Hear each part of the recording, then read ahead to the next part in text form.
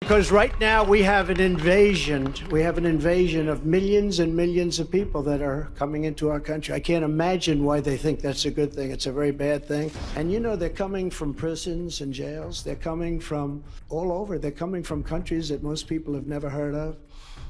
And they're coming from mental institutions and insane asylums. They're being emptied out into our country. And they're terrorists. Many terrorists are coming in. They have hundreds and hundreds of terrorists coming in, known terrorists, some of them really bad. And we're going to have to deport. We're going to have a deportation level that we haven't seen in this country for a long time, since Dwight Eisenhower, actually. So I don't want to be overly rough on the president. So we have to stop the invasion. And we have to stop the crime, and we have to help rebuild our cities, and we have to rebuild the Capitol. We're going to straighten out our elections. We're going to do a lot of great things. We're going to try and go to paper ballots as soon as possible. Voter ID, one day elections. You want peace through strength. You want peace through strength. Russia would have never attacked. Israel would have never been attacked. We're going to get them solved. We're going to get them solved very fast. I'm going to get the Ukraine war solved. We're going to get the Israeli situation solved. I don't want people in our country that are going to blow up our shopping centers. Thank you very much. And we're going to take control of it, and we're going to make unbelievably harsh penalties for people that go around shooting. Unbelievably harsh penalties for rebuild our cities, and we're going to make them safe. And we're going to give our police officers immunity. And we're going to give our police officers immunity. So every time they do something, they don't get sued and stopped. We're going to end crime in our cities. We're going to stop it. And we're going to come down very hard on criminals. And we're going to stop crime. Come down very hard on criminals. And we're going to stop crime.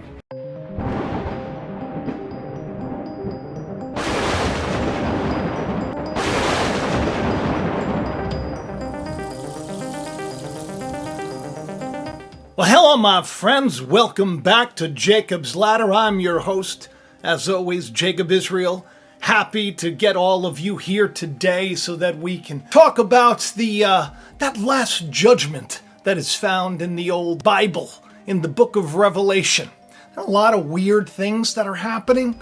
I've been sharing on the channel, and I've been sharing on X. You can follow me there if you want, Jacob Israel 71. Been putting a lot of stuff out, especially the last couple of days, about this, this time where we're going to have to choose. It's called the final judgment. It's like, where the tares are gathered together and they're burned, and the wheat is allowed to kind of flourish. A time of judgment for both the good and the bad. The harvest, if you will. These are the days that we're in. And there's a lot of things that have been, kind of coming out and, coming to my attention in more than one way. For example, I had an email, I forgot who sent it to me, but they were like, did you know that the orange that you were talking about orange, been talking about this on the channel a lot, that the orange alert was what happened in Japan? And then I was like, wow, I got to look a little more into this. Has to be more than just Clockwork Orange. And I find out that the orange alert it's kind of like an alert to get everybody ready for some kind of impending, terrible storm, or something where the power grid could go down, or transportation is blocked. It's like a big orange is a big alert. It's kind of like the 9/11, if you will, of colors. 9/11, which is something that I've been talking about also on the channel because of the strange timing of certain things. I explained to you that my daughter, Shiloh, she was born on 9/11, 2 years to the second of that first plane hitting those towers, those twin towers that I talk about. The twins. We had twins that were just born, one last year, one this year. Both had very significant names, Ezra and Ezekiel. I talked about these on the show. I talked about the 9/11 and how it was strange, and how Ethan was born during the earthquake, exactly 9 years and 11 months and 11 days from 9/11. I did the math with my oldest son, my biological son Noah, because we're a blended family. Three of my children are my biological children. I don't really look at Aunt as Not my biological child. I love them all the same because we both had custody and we came together. But my 3 biological children, they're like connected to this 9/11 event. It's very strange. Noah, his name Noah, 11 months and 7 days to 9/11. Very strange. And that's the passage. 11:7 is the building of the Tower of Babel in Genesis. And Genesis 7:11 it talks about when God opens up the flood. Very strange. So 9/11 is something I've been talking about. And then what happens? 9/11, 9/11, everywhere you look. So much so that yesterday on the old X, I freaked out a lot of people. I didn't mean to, but I had looked at my phone and I've been contemplating all of this stuff. And I see, it's the time is 9/11. So I write 9/11 and I put that little post out there and everybody's like, is it okay? I'm praying for you. And I meant to just say, here we are. This is something we've been talking about. 9/11, very weird. I get to the gym. I get kind of the download of the next show. I come home and Shiloh, my daughter Shiloh, who's born on 9/11, tells me, he's like, Dad, did you see this? This was sent to you. Yeah, and it says never forget 9/11, but that's weird, right? It's not that weird, I guess, but it's weird that it's from the tunnel to the Towers Foundation. I got this sent home, right? I think that's gotta be even cooler when I open up the old package and see what's inside. I open up the letter and I rip it up and guess who it's about? Israel. That's right. A guy named Israel Del Toro. They call him DT, like Donald Trump for short. I just think it's all interesting. Life is interesting. And these moments that are happening right now in the world, it's really kind of pressing this story that I believe is really good news for people that are going to be kind and are going to follow love and peace in the world. Not so great for the other guys, the bad guys. Judgment's coming. The revelation of the latest U.S. debt clock is also my favorite first verse I ever memorized in the Bible.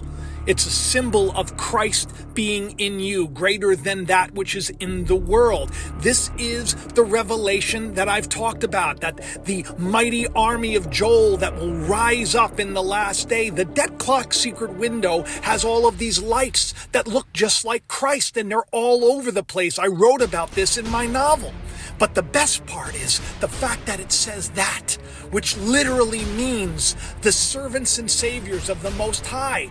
Even the symbol is the very same symbol of that UFO, and the eclipse is coming. It's about these 4 angels that are at the corners and the 144,000, the army of Joel that's supposed to rise up. How can we not be excited about the debt clock window?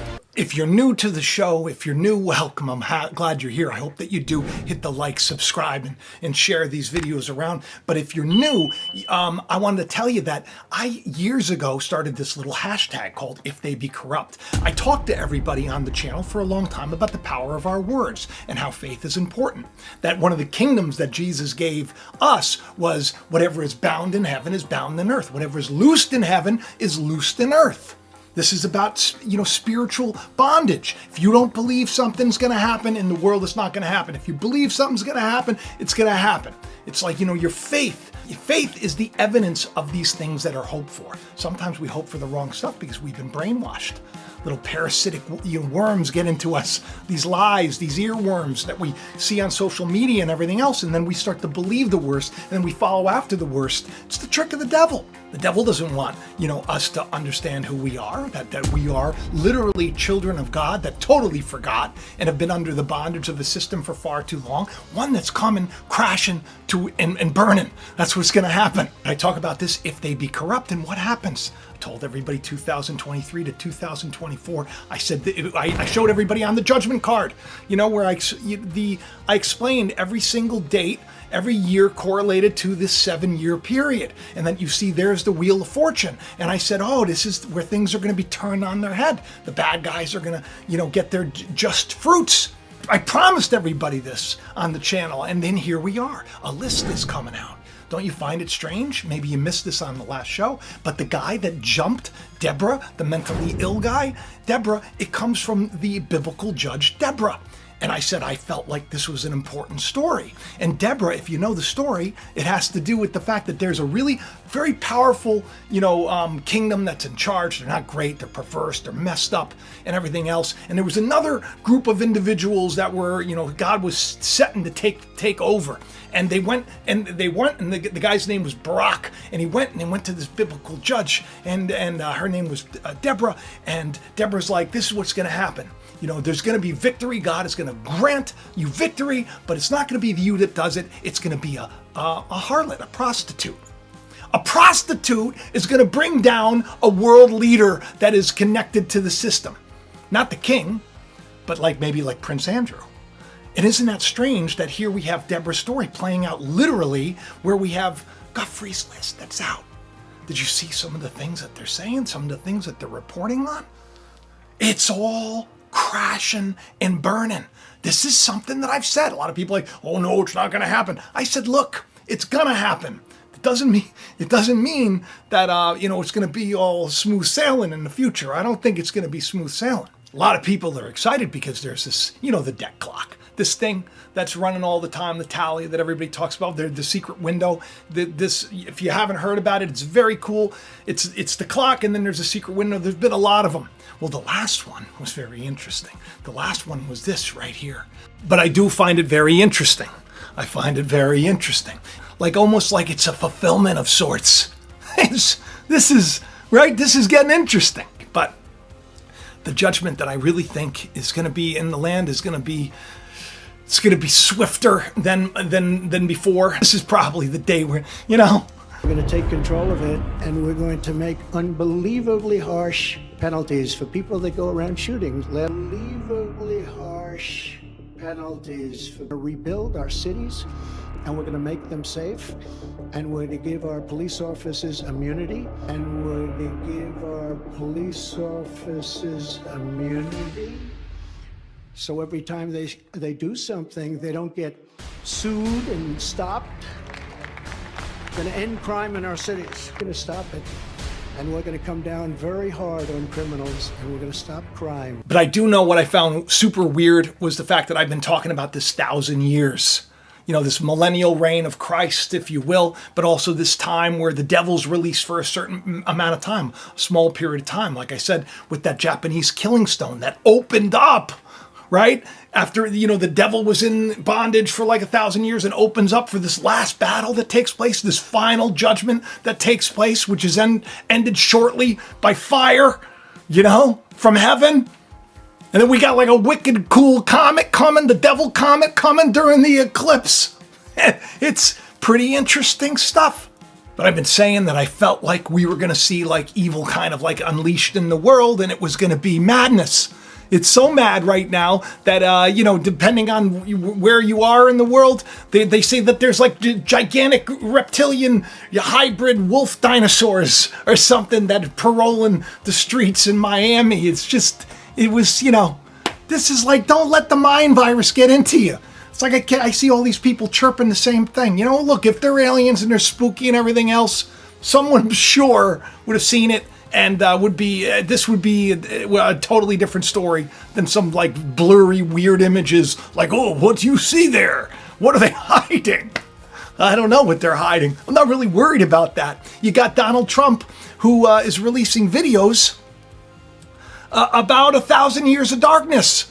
Donald Trump just released a video warning everybody about 1,000 years of darkness. Same thing that I talked about exactly 22 months ago, about the 1,000 years of darkness that's to come, the rule of Satan, which I talked about 4 days ago on a show, and I also talked about yesterday on a show. And that killing stone opening up after 1,000 years, releasing what they call the nine-tailed fox demon, which brings a judgment on the earth.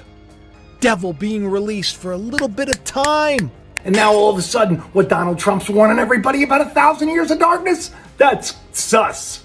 We'll preserve for our children this, the last best hope of man on earth, or we'll sentence them to take the last step into 1,000 years of darkness. The last step into 1,000 years of darkness.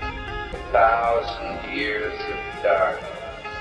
Opening up after 1,000 years.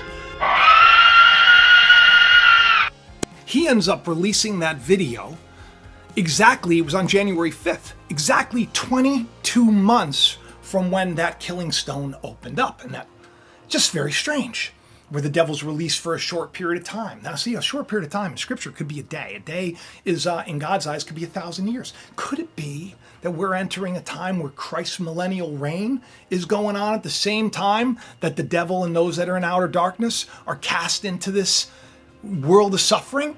Could it be that we're going to end up in a world where there's going to be two groups of people? People that are really just like they're trapped in smart cities and everything else, and they're ruled by the image of the beast, which would be AI? And who would be that guy, by the way, in Revelation? Who would be that guy? Everybody wants to point to one person. I'm telling you, the story could be played out. It could be played out. But this scripture, it's something that I can't get away from. I even put a little tweet out about it. I said, is this the time we're in? I said, let me get an answer. And I got an answer like 22 minutes later. It was really strange. So let me read this to you. He that leads into captivity they go. Those that kill by the sword, they're going to have to die by the sword. This is what it says.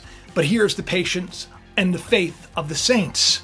So at the same time, you got this captivity going on. You got people getting killed. Then you got the patient and the faith of the saints going on at the same time. And I beheld a beast coming out of the earth. He had two horns like a lamb, spoke like a dragon, and he exercises all the power of the first beast before him. It's kind of like he's almost like the same guy, just maybe back again. Who knows? And he causes the earth and them that dwell therein to worship that first beast, whose deadly wound was healed. And he does great wonders so that he can make fire come down from heaven. This is how the story goes, but I've explained that this is a spiritual message. Sure, you could say, the dragon is Elon Musk and he's going to give power to the beast and it's Donald Trump. That's what people think. That's what people want to say. But maybe if that's the case, this is part of God's judgment. When the judgment comes, it's usually not done by, there's people that are like, you know what? We got a job to do. We're going to do it. So we got to stop demonizing people, and we just got to trust that maybe God is in control and that maybe this is all working together for the good. So maybe when I'm talking about the 1,000-year millennial reign of Christ and, you hear Donald Trump saying something about 1,000 years of darkness, sentenced, the word sentenced, it was an old Ronald Reagan speech. Just strange. What are the odds that on that day, 22 months later, that he's going to say that? I don't know. I think it's interesting. So I want to thank all of you for watching the show. I hope that it helped you. I hope that it encouraged you. I hope that it just helps you to be better and live a better life. And I hope that you hit the bell and you subscribe and you share it around. And I hope that you can get yourself some merch in the description of the video. The meatball hat is still available if you want to get it. All of the stuff, just go to the description of the video, click more, and you can find the links there. And I appreciate it. I love each and every one of you, and I'll talk to you soon. Bye-bye.